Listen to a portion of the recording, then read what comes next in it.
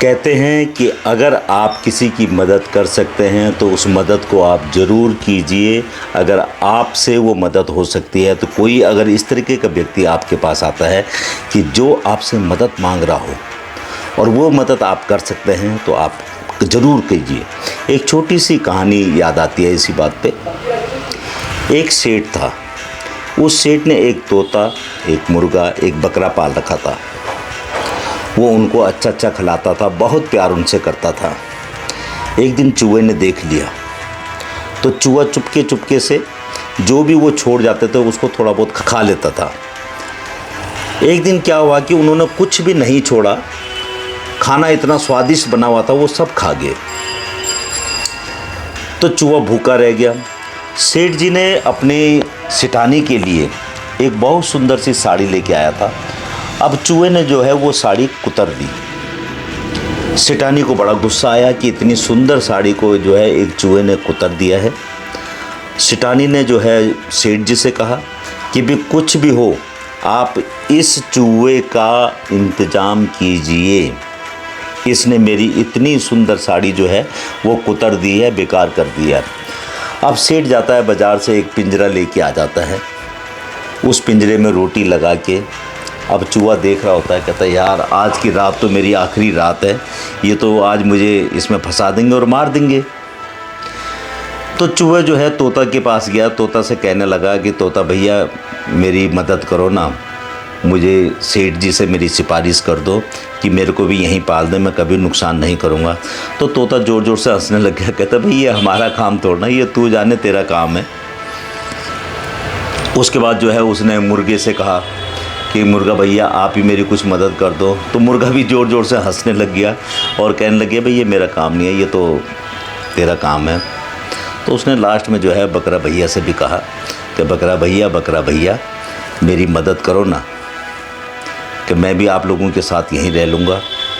तो बकरा भी तेज से हंसने लग गया, कहता है ये पिंजरा और तू जाने, मैं इसमें तो ना फंसने वाला हूँ और ना ये मेरा काम है। तो चलिए जी, रोटी भी लग गई है, अब रात का समय हो गया, सभी लोग, अंधेरा भी हो गया, सोने लग गए। अब जैसे ही सोए चूहा जो है पिंजरे के पीछे छुप गया कि यार मैं इधर उधर से नहीं जाऊँगा, कहीं मैं इसमें फंस ना जाऊँ। चूहे को जो है एक सांप देख रहा था, सांप आया चूहे को पकड़ने के लिए, तो वो जाके उस पिंजरे में फंस गया। जैसी आवाज़ आई कटाक से, सेठानी की नींद खुली। सेठानी ने कहा भाई वो चूहा फंस गया है। तो गई कि भाई कौन सा चूहा ऐसा था जिसने मेरी साड़ी कुतर दी है, आज मैं भी देखूं उस चूहे को। तो वहाँ जैसे गई, उठाने लगी तो सांप ने उसको डस दिया। सांप ने जैसे ही सेठानी को डसा तो सारे घर में हाहाकार मच गया। सेठ फटाफट जाके उनको हॉस्पिटल लेके गया। हॉस्पिटल में डॉक्टर कहते हैं कि भैया इसको जो है तोते का सूप पिलाओ, तोते का सूप पिलाओ तभी सेठानी बचेगी।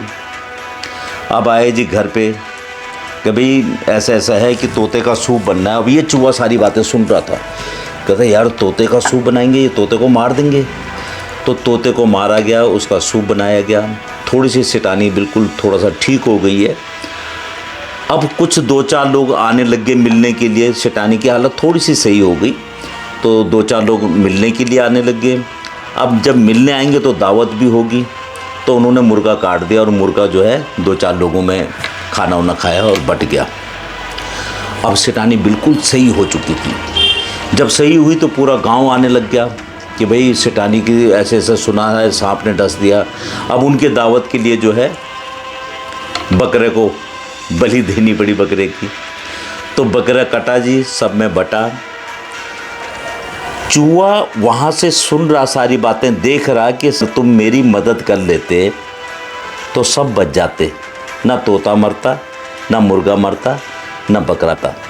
तो इस छोटी सी कहानी है, इस कहानी से यही मैं आप सभी लोगों को बताना चाहता हूँ, अगर आपसे हो सके, अगर किसी की मदद अगर आपसे होती है तो उस मदद को ज़रूर कीजिए।